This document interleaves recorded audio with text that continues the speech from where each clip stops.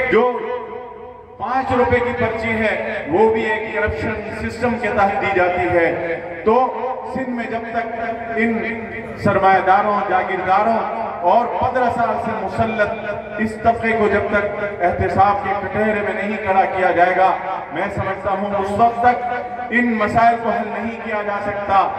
मेरे नौजवान दोस्तों, हम मसाइल की बात तो करते हैं, लेकिन इन मसाइल पर सिर्फ क़यादत आवाज़ें नहीं उठाती, मेरी और आपकी भी जिम्मेदारी है। यहाँ सोशल मीडिया कितने मेरे भाई इस्तेमाल करते हैं, जरा हाथ उठाएं तो।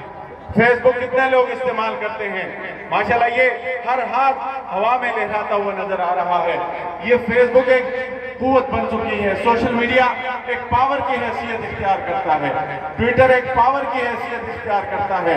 लेकिन जमीयत उलमा इस्लाम अगर इस पर कमजोर होगी तो आपको ये जो लिबरल और सेकुलर तंजीमें हैं इसी तरह कुचल कर आगे बढ़ेंगी।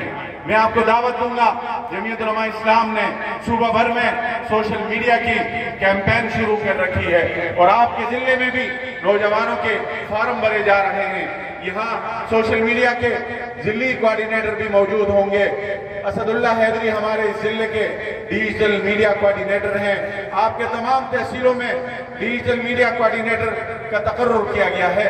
आपसे गुजारिश है कि उनसे फार्म लें और जमीयत उलमा इस्लाम का अमली मैदान में सोशल मीडिया पर जो काज और मेहनत है उसमें भरपूर साथ दें, ताकि हम इन मसाइल से अपनी आवाम को जो है वो छुटकारा दिला सकें और सिंध को हम अमन का गहवारा बना सकें। अल्लाह ताला हम सबको अमल की तौफीक नसीब